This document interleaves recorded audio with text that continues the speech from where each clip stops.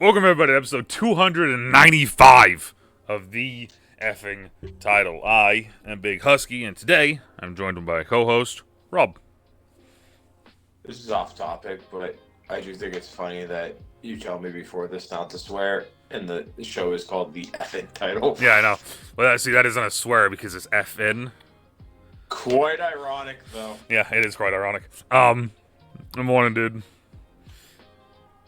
Good morning. For everyone listening, watching, it is like 7 something in the morning right now. Dedicated to our task.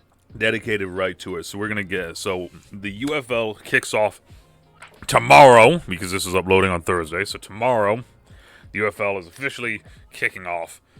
This is one that me and Rob have been following for since the first season of the XFL. Actually, I would say we've been kind of the new XFL. Yeah. So we've been kind of following it since then, and then of course the merger happened, and then last season happened, and we went through the whole season. We watched most of the games, if not all the games. I watched all the Battlehawk games, and most of the time I was just randomly put on the other games too. So I tried to. The late night ones were tough, but the 3 o'clock and the 1 o'clocks, yeah. Well, this year also we have a special thing where we're actually getting Friday night games this year. So every Friday we're gonna have a game. As long as it's prime time and not 10 o'clock, I'll watch. If it's on at 10 o'clock, I can't promise anything. Yeah, that's fair. That's fair. Yes, we got Friday night games. Like for instance, is this opening weekend? Is that gonna be opening weekend? That is opening weekend. It's 8 o'clock. Yeah, it's doable. Yeah. So it looks like just from this one, it's a Friday, a Saturday, 2 Sunday. So I'm okay with that. But yeah, let's what are you hoping for, Rob, in year 2 of the UFL? I'm hoping that there's not that drop that there was every year in this thing. The difficult part of the UFL, obviously, is there's always lots of turnover. Mm-hmm. As far as players, coaches, it's a lot of turnover, and I'm hoping because of the turnover, it's not gonna be every single year starting as if it's a brand new organization, brand new league. Yes. You know, where the play has to take 3 or 4 weeks to actually get to a product that is somewhat decent. Mm-hmm. If we can just go right off the rip and be in a place where the product's good, I think the league will have a good chance to keep rolling. But if every year we're going to sit there in the first 3 weeks and say, these offensive lines are terrible.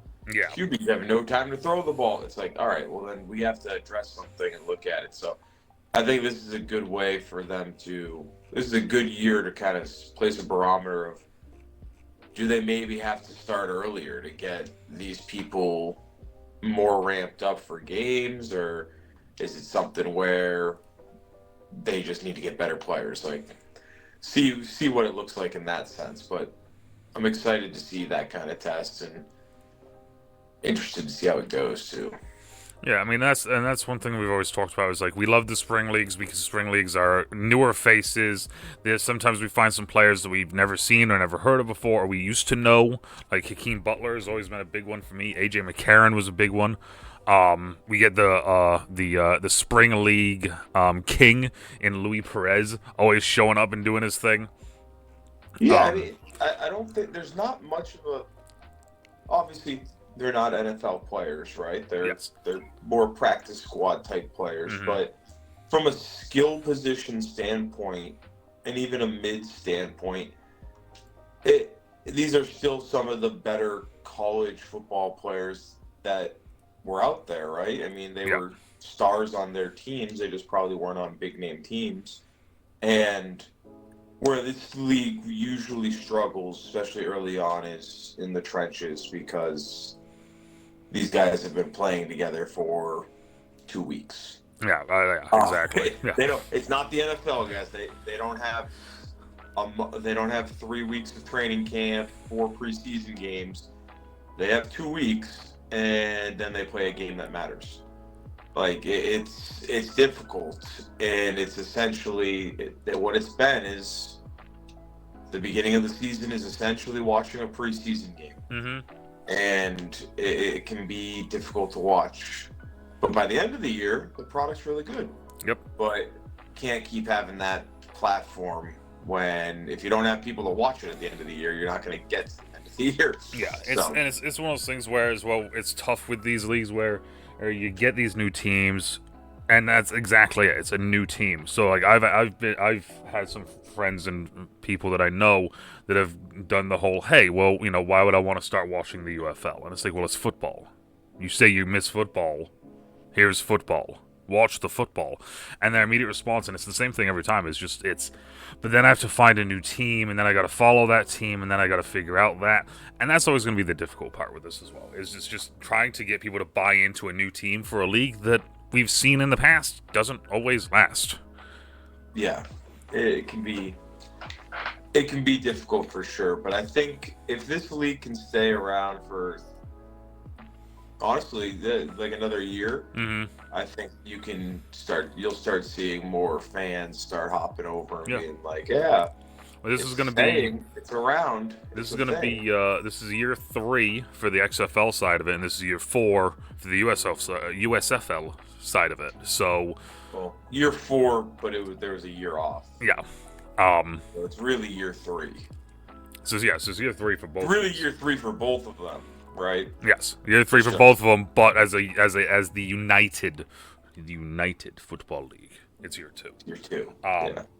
And then I guess, this is the thing, is like, as well, these leagues are leagues of opportunities.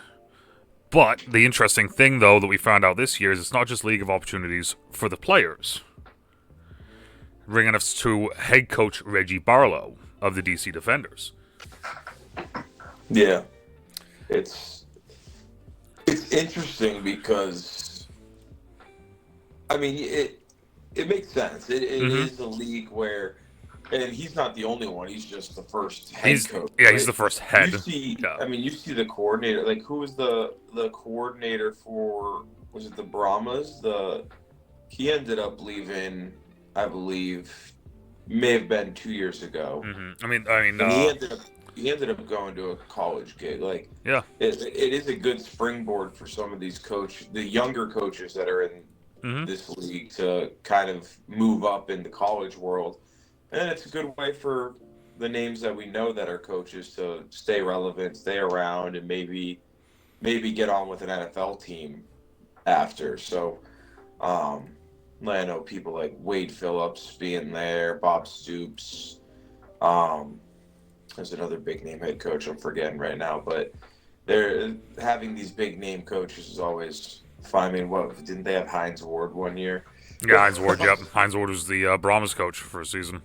Yeah, and then it's cool seeing that stuff because it's not stuff you see often.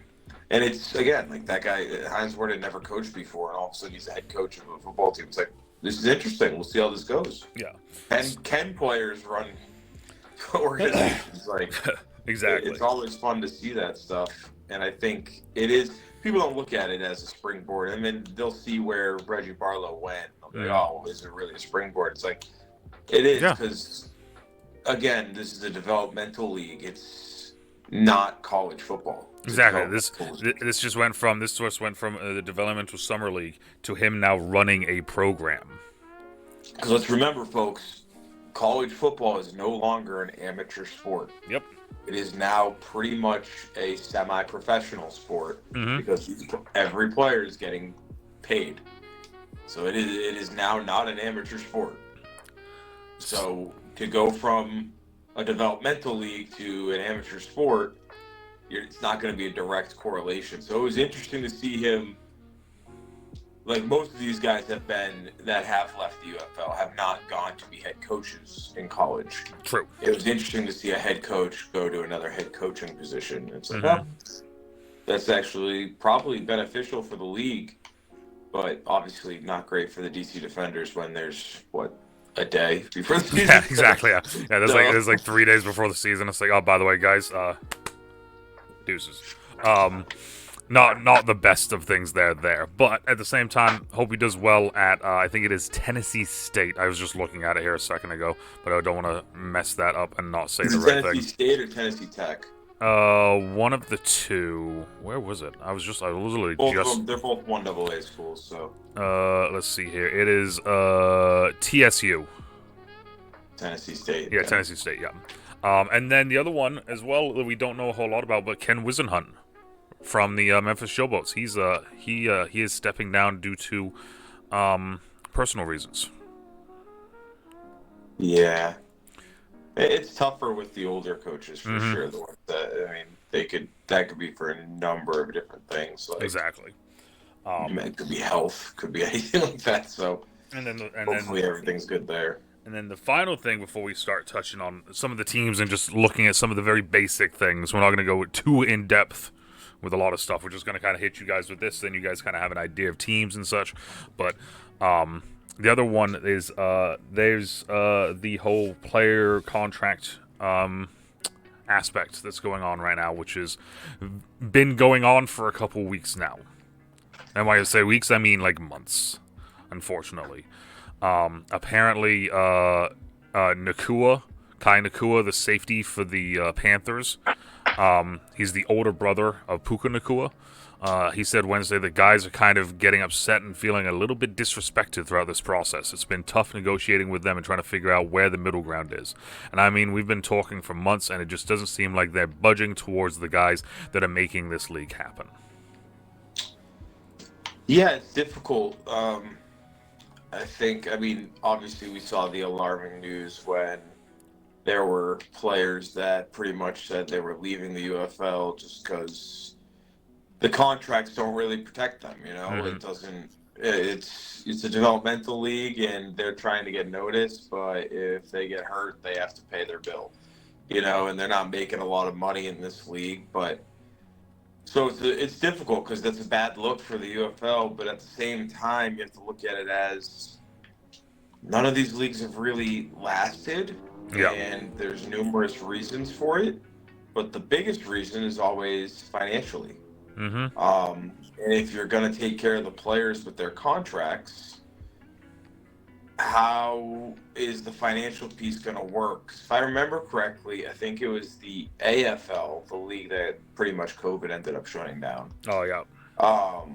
That they had actually gone the other way from the UFL, where their player contracts were great, and that's how they actually got a bunch of big names into the league.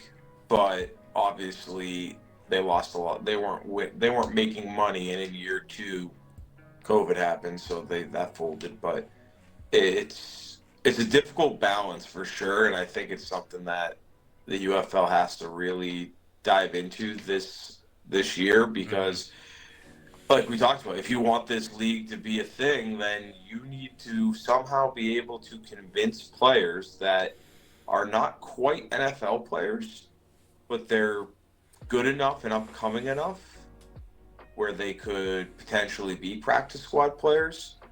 But your contracts have to entice them enough to not go take the practice squad gig and be a player in the UFL.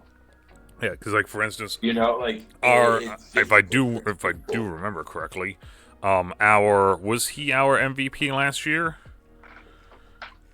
The QB? Yep, Adrian Martinez was our MVP last year for the Stallions, and he's not back this year because he's on the practice squad for the Jets, or technically he's just on the Jets roster, but yeah, it's true. It's like it's difficult, and I think didn't Bo Scarborough he did it when they were not.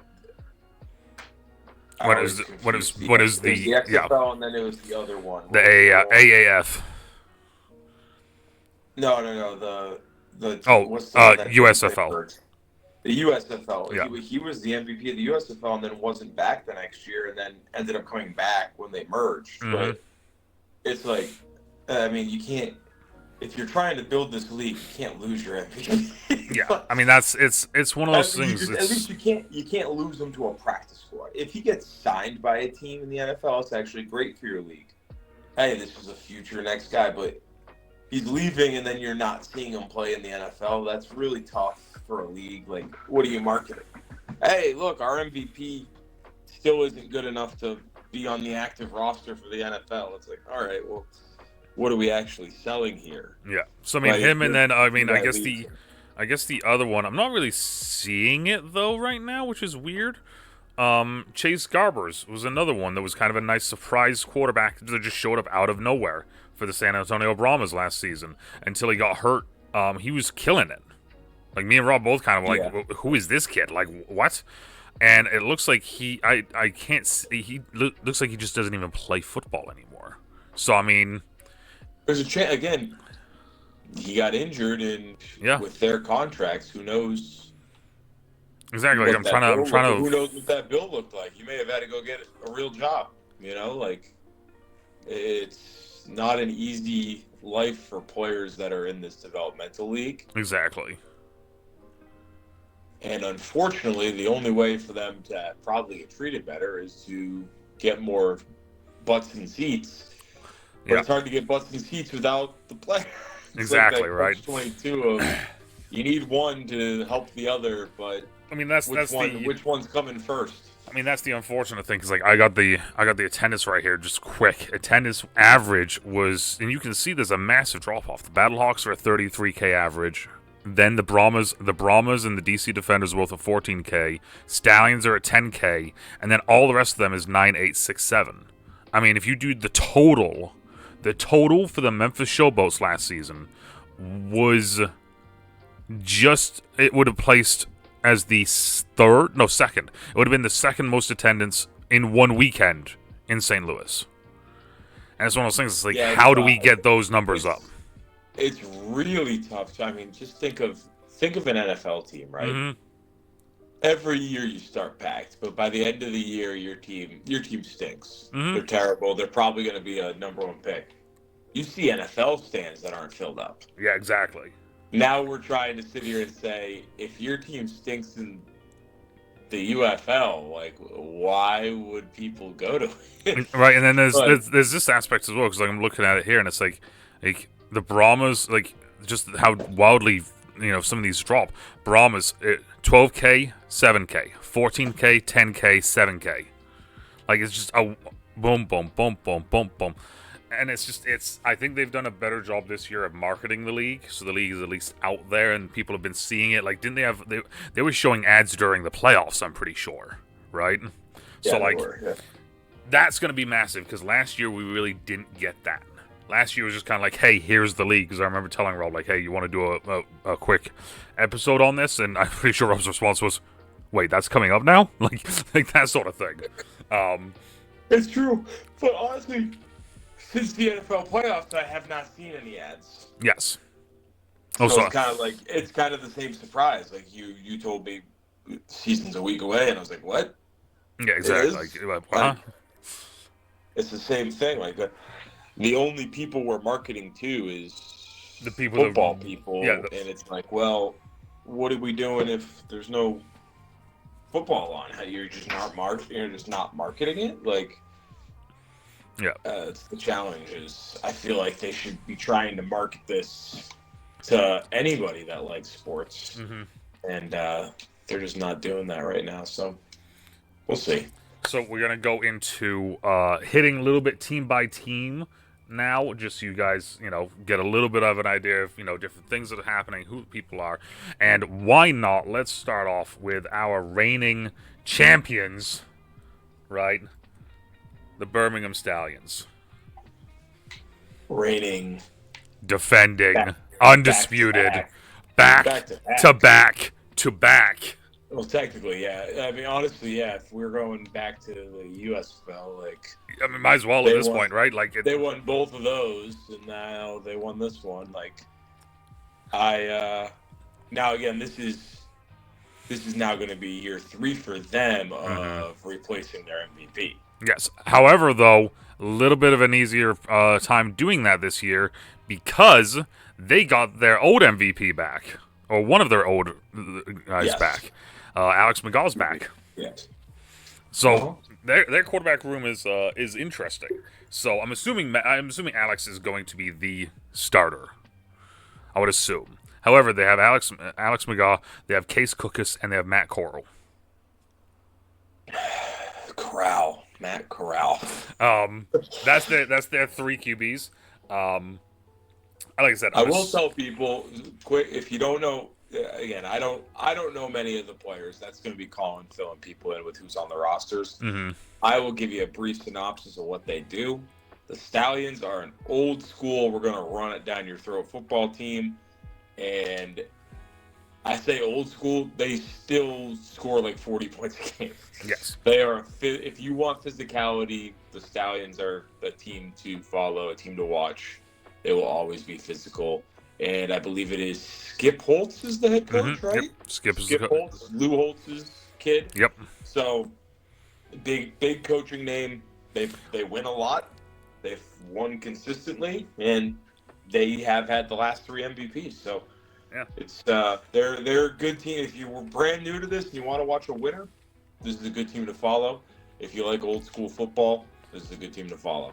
Yep, I mean it's one of those things like they win. I mean when Rob was saying about Skip Holtz, I mean if you look at if you're visually watching this was the image that there was for when they were announcing their schedules. The head coach is on the image. Honestly, it's smart advertising because if we're being honest, again in this league, he's the guy. Who is the consistent? The constant is the coach. Yep. So. You want to get behind someone, this is a guy that's got NFL coaching experience, head coach college experience, and now he wins in the UFL. So I won't be surprised if someone eventually gives him another shot in college. Yes, after all this, would not be surprised. Wouldn't be surprised. Now, who knows if he even wants to do that? Because, again, it is a developmental league and it's different. So we'll see. But it's a good football team. Probably going to be right in it again this year. Yeah, it wouldn't surprise me if they win the USFL, or even if they wouldn't surprise me if they win the USFL, or if they win the whole thing again. To be honest. Yes, I agree. I would. How can you rule out 3-time reigning champs? Yeah, the 3-time reigning champs. They're just it genuinely seems like they have not done anything. Some of the big names on their team: CJ Marable at running back as well. They got a guy Deion Kane. Nice. Yep, he's back. Deion Kane, Amari Rogers, Marlon Williams. LaMichael Petway is a name that some people out there should know, at least along with the Jace Sternberger. Yeah, Jace Sternberger. My boy Carlos Davis from Nebraska is still on their D line. Linebackers are interesting, and then in the secondary they got they got Stephen Gilmore, not Stephon Gilmore. They got Stephen Gilmore. Big difference. Big difference. But that's the Stallions. They won everything. If you're looking to follow and get into a team, and you just want to get into a good team, be right off on the gate, boom, right there. And then an interesting team. They went 7-3 last year, and that's there we go. It's the Michigan Panthers. Very interesting team here with Michigan Panthers. This team came out of nowhere last year. They were not good the previous years. New head coach last year, right? He was brand new. No, I think it's Mike Nolan. Mike Nolan's been there for a little bit. Mike Nolan's been there since 2023. So he was there for 2 seasons. So he was there when it was the USFL, then the UFL, and now today. Yeah, and he took over for Jeff Fisher. This team is this team is offensively anemic. They don't score on offense. It's brutal to watch. Mm-hmm. But their defense is so good that they went 7-3.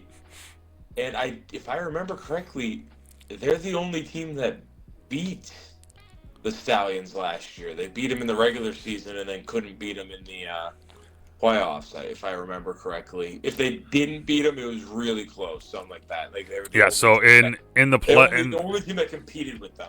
in the playoffs they lost. It was like 38 something. I'm trying to look to see Yeah, if the I can see it playoffs right here. wasn't close. It So was a regular season game. in week 2, it was a 7-point game to the Stallions. But I think it was later in the season. I think when they played again later in the season that Michigan won. Yes, if I remember correctly. Oh no, it wasn't them. It was San Antonio that beat Michigan. No, wait a minute. Hold up a sec. Why am I not seeing this? This is very difficult to look through this website right now. Some of these websites need to do a better job. Yeah, no, San Antonio beat the Stallions in week 9. That's what it was. The Brahmas won 18-9. Yeah, no, but every time Michigan played the Stallions, though, it was a close game. Like this one was 19-20. Like Defensive team, defensive minded. Their defense will score more than any other defense because they are very good. But yeah, not the most exciting team to watch. No. The quarterback room is all over the place. You got Danny Etling, you got Rocky Lombardi, and you got Bryce Perkins. I'm going to assume that Danny Etling will be the starter. I would like to see Bryce get a shot. I think Bryce has done okay when he's been given shots.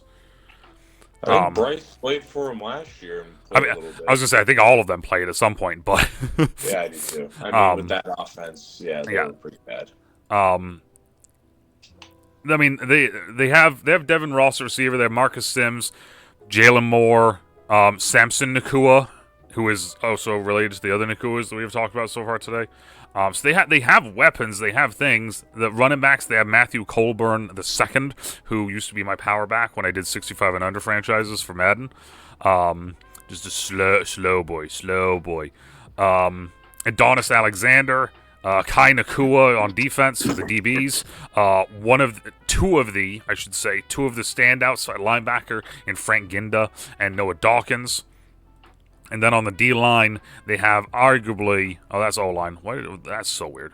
They have arguably, and he's right here, number 57, Breland Sparks. Probably one of the best DNs in the league. Yeah. If not the best DN in the league. I'm surprised he didn't go to the NFL after the year he had last year. Yes. He physically dominated every single team that they went up against. So, yeah, very interesting to see that. Like Rob said, if you want a defensive standout team, bang, here you go. And it is interesting seeing the difference sometimes, and me and Rob have talked about this before, between the USFL and the XFL and the way that they run stuff. The USFL feels a little bit more pro. The XFL feels a little bit more college. Middle of 2000s NFL is the USFL side, 100%. But you also see the head coaches, and you go, I get it. Makes sense. They're all former NFL coaches. So, and then you go to the XFL side, and it's more so. Hey, besides Wade, it's all college coaches. So. And Wade's just kind of sitting there like, you guys do your thing. Like I'm just. Yeah, Wade's not calling offensive defense. He's just sitting there saying, "Yeah, you guys, I'm here. I'm old." One of the more intriguing teams, and I say that with them being 2-8, the Memphis Showboats. That, like I said, they just lost their head coach, so I think it is their OC is taking over, and their OC is their O-line coach. I think he's going to be the interim, from what I remember seeing. Jim Turner, their offensive line coach, will be named the interim head coach for this season. Yeah, I mean, they were a team that at the end of the year started to get interesting. They were one of those teams at the beginning of the year, their offensive line was so bad that they just were getting blown out. And then at the end of the year, the games got a lot more competitive. So if you want an underdog, that's a good pick. And I do believe, because I'm looking at this right now, because I got about 7 different lists up of different players and stuff. For the Memphis Showboats, Troy Williams, E.J. Perry, and Dresser Wynn are their quarterbacks. And honestly, I don't know who's going to be their starter, because I don't think they've named a starter this yet. Some teams have named a starter, some teams have not. Which is an interesting one when we get to it, later on, because there are some teams that have made the announcement, and it's been interesting. But out of the three of them, I wouldn't be surprised if it's EJ or Troy. Yeah, no, I wouldn't be surprised at all. Like, why not? When they got Quentin Dormady, I was like, dope. There's their quarterback, and then they let him go. So apparently Dormady just didn't get the job done. Interesting, they did release all UFL wide receiver Dawood Davis. I thought that was an interesting move from them. Because yeah, he was the dude. He was the dude last year. You want to say they had a dude? Yeah. Yeah, I mean that's the thing. Like every team has at least a dude. That was their dude. Not anymore reason. They have really a bunch of unnamed players, and I say that in the sense of, just following football as a whole. Right, all these players obviously have been following. They've all been a name. They've all done something at some point. However, me looking at this, Kwame Lassiter and Jonathan Adams are the two wide receivers that I know from this entire list. If they're the two people I think they are. One of them. Yeah, I mean tight ends. You got Ryan Izzo, who I'm assuming is Larry Izzo's kid. I think.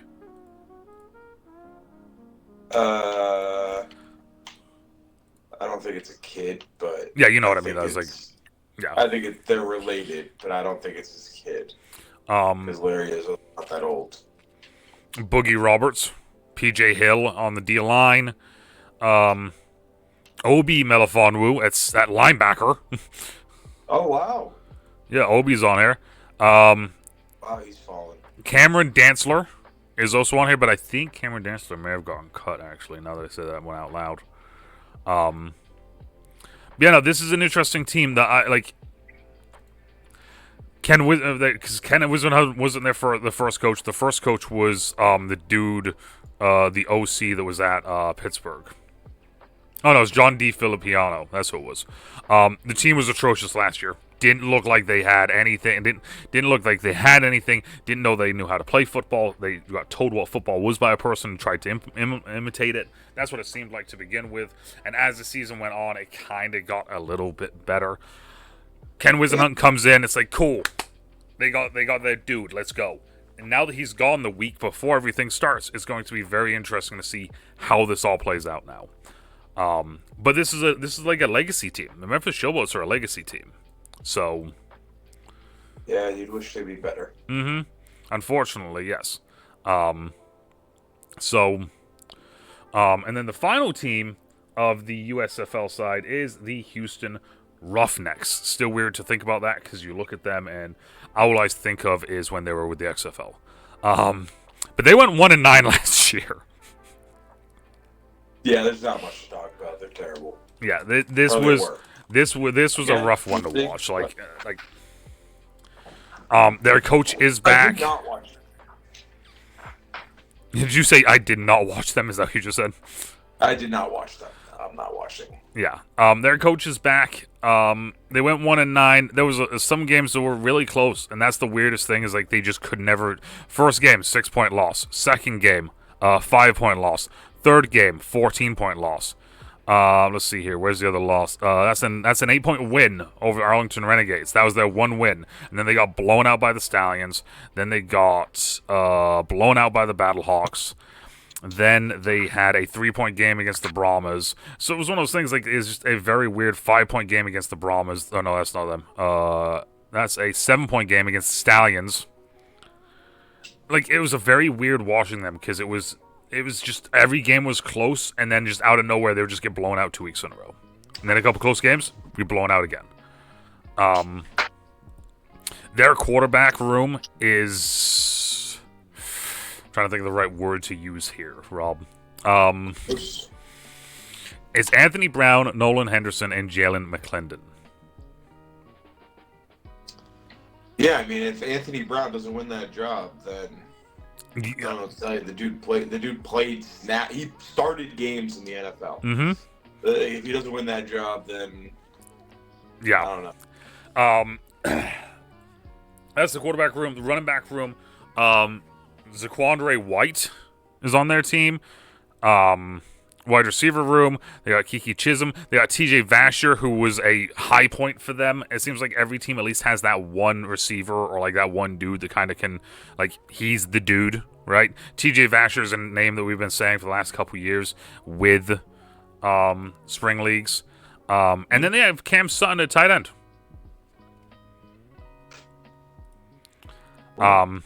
Defensive line, linebackers, DBs? Question mark? Yeah, bro. I don't know. This is a team that went 1-9 last year. If they could win, spending a lot of time on a 1 yeah. If they win 2 games this year, that'd be great. That'd be great. But we'll see. Who knows, right? Now we got the Battlehawks. My team, St. Louis, 7-3, can never get over the hump. Arguably the most intriguing offseason out of all of the teams. Oh, yeah, they got the whole QB world going on here, so. Yeah. AJ McCarron, they let him go. He's gone. That's a nice way of putting that. Yeah. It's one of those things where as a fan of the Battlehawks, it's like, I hate this, but at the same time, there was 2 years where we just couldn't get it done down the stretch, whether it be him, the defense, whatever it is. And it's like, okay, fair. Like, let's see what happens now. I think last year was a lot more injury-based, and we know in this league, injuries can really derail a season because the rosters are tiny. Yep. So it's difficult. But this is a very exciting team. Obviously, it's the most popular team in the league. Attendance is through the roof. If there's a game you want to watch where you're like, this feels like an NFL game, that is this team. You watch this game when they're at home, and you're like, all right, this actually feels like an NFL stadium, NFL environment. And then they've got some former NFL guys on that team. Like, they're a good team. Probably will be right in the mix of it. They've been in the mix of it every year. Yep. So they'll be right there. Good head coach. He's wild. He's a lot of fun and entertaining. You have an ex NFL player, and Anthony Bex. This is where the quarterback thing starts to get interesting. So, their quarterback, like we said, AJ McCarron gone. Their quarterbacks, Manny Wilkins, Chevron Corderio, and Max Duggan. And they're going to start 2 quarterbacks this week. You can't start 2, but they're starting 2. No. That's how they announced it, Rob, is we're starting 2 quarterbacks. I'm just saying, like, that's how they announced it, though. Manny Wilkins and Max Duggan are apparently the guys, and we're going to see who gets the more snaps. Apparently it's going to be Manny. From what I saw last year, I don't like that, but hey, I'll hold all reservations off until, the game starts. Wide receivers, arguably one of the best wide receiver rooms in the UFL, with Ja'Cour Pearson, with Denzel Mims, ex-NFL guy. What was that? There's no argument. There's no argument. And then the leading offensive player of the year in Hakeem Butler, number 88. I still don't understand how an NFL team hasn't fully given him like a true shot. He's slow. Surprisingly, though, they did release Andy Isabella. I thought that one was interesting. Former second-round NFL pick. You got to remember, in this league, releases don't necessarily mean it's because he's bad or anything. He may have asked to be released because he might be trying to get up with an NFL team. True. True. So there's some times in these organizations where we'll sit there and we'll be like, whoa, what do you mean they released him? What's going on? And it's like, no, he actually doesn't want to play in the UFL. He wants to he just doesn't want to be here anymore. He wants to keep trying to make the NFL. Yeah. So sometimes that happens. So one of their younger, I'll say like that, younger running backs actually retired this offseason as well. So that one kind of hurt a little bit. But Jacob Sailors is back as well. You got Jake Sutherland, solid tight end. D-line, every one of these spots has like a guy as well, which is interesting. Freedom Kin Malundin, defensive tackle. Then you got Peter Tuamopenu at edge. You got Travis Feeney at edge. And then in the secondary, you got a guy like Quinterio Cole. You know. And we have Rodrigo Blankenship. Boom, boom, boom. It's been fun. It's been fun watching his journey. Hey, we can joke like, oh, hey, a kicker. That's the dudes that have been making it into the league. Yeah. The kickers in this league have been the studs, the most consistent NFL. I mean, heck, the Cowboys, dude. What's his name? Autry. Brandon Autry. Yeah, he's now like one of the highest paid kickers in the league, and he started in the UFL. I mean, Jake Bates for the Lions, the new Bates, the big and up and comer. UFL kicking record, right? Longest kick or whatever it was. Yeah, I'm pretty sure it was longest kick, and it was his first actual field goal since like high school, and it was to end the game against my Battlehawks. So thanks for bringing that up, Rob. Appreciate it. Bringing that back up. Jake Bates, babe. And then we can move on to the San Antonio Brahmas. One of the surprise teams from last year. The Brahmas just kind of we were not expecting a whole lot. They brought in Wade Phillips as their coach when they had Hines Ward, like we said, and we were like, okay, let's see what happens. And yeah, they shocked everybody. I will say, from an entertainment standpoint, the Brahmas are the most entertaining team to watch because they are a little bit of everything. They're not afraid to run it down your throat with their two running backs they have. Yep, John Levitt and AJ McFarland. Yep, McFarland is a stud. Ex-NFL guy as well. And they will also throw away bombs over Baghdad, and their defensive secondary is very good. Yeah. The guy you got there, I think, is didn't he have like 6 picks or something? Something like that. I mean, these guys are both. I don't know who's on the screen. I don't know their numbers, but they had a corner that actually, now that you say that, I think it was number 1. But they had a corner that was unbelievable. Yeah. Unbelievable. So a lot of fun, and again, Wade Phillips is their head coach, so they're obviously going to be decent on defense. Yeah, I mean, let's put like this: their OC was asked by College Football, the actual video game, to come in and help with terminology on stuff because of the offense that he runs and the offense that we saw in last year. It's incredibly. It's a full college offense, like college spread offense. Boom. They are a fun offense as well as the other team we're going to talk about here next, Arlington. Yep. Fun. They are college style. Like, it is fast paced. They're going to go no huddle. Like, the exciting thing here is, like we said, Chase Garbers is no longer with the team. So they complete brand new quarterback room, but look at their new quarterback room and who they got starting. I'm very intrigued and excited to watch them play. It's Jarrett Garantano, Kevin Hogan, and Kellen Mond, and Kellen Mond was named the starter. Oh, you mean the guy who played in the NFL for a while? Yep, and now he's gonna be running the college offense with, like we said, AJ McFarland, Jontre Kirkland, and Marquez Stevenson, the wide receivers, who are studs in this league. The one that sucks is I can't think of his name now, and it hurts me to say this. They lost one of their tight ends from last year, who was like the all-time leading like spring league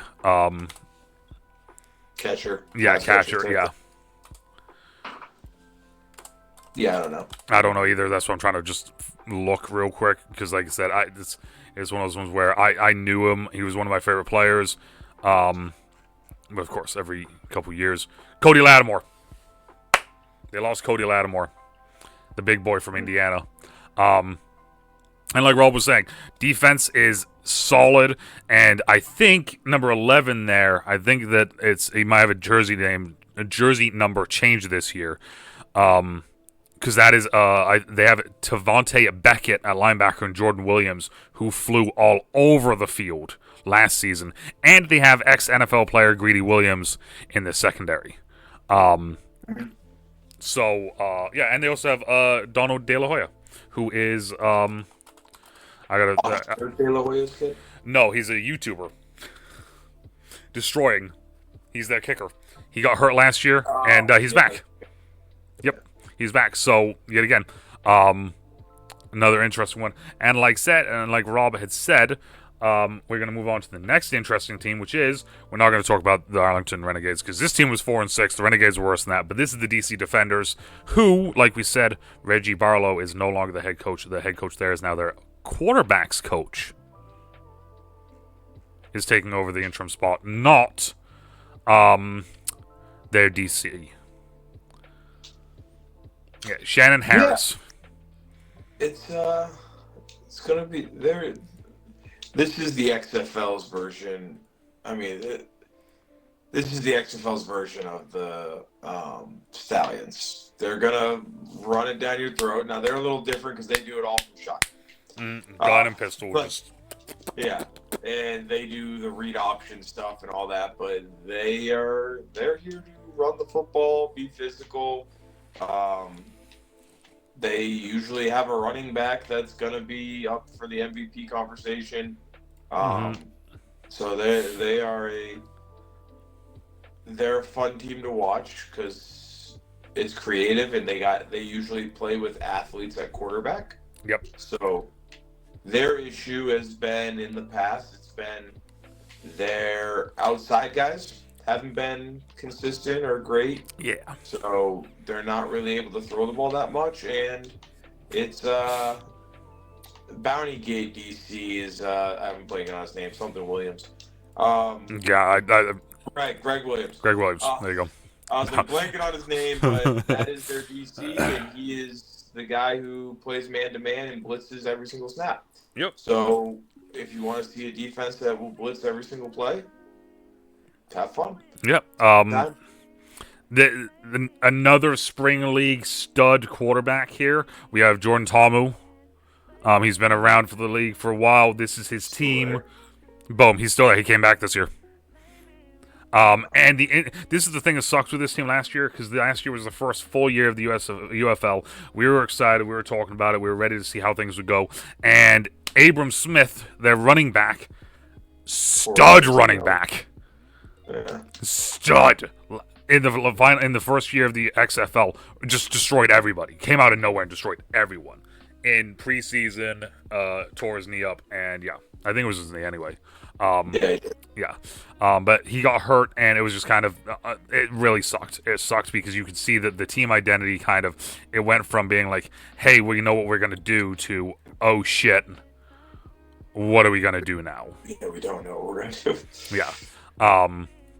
So it'd be interesting to see that back. And like Rob was saying, their defense is just Malik Fisher on the D line.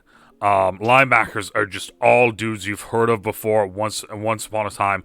And then their secondary is DeAndre Baker, ex-NFL player. Kelvin Joseph, ex-NFL player. Bryce Thompson. Like, Taylor Hawkins, Sam Kidd. Like, they have, like Rob was saying, this is the XFL version of the Stallions.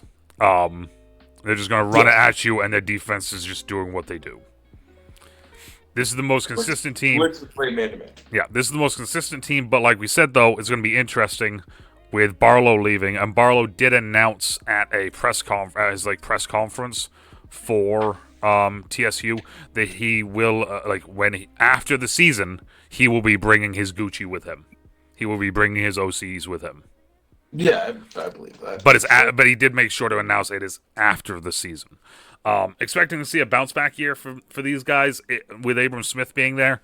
So excited to watch that. If you want to see some fun offensive running football, boom, here you go. And then the final team is the Arlington Renegades, being headed up by our boy Bob Stoops.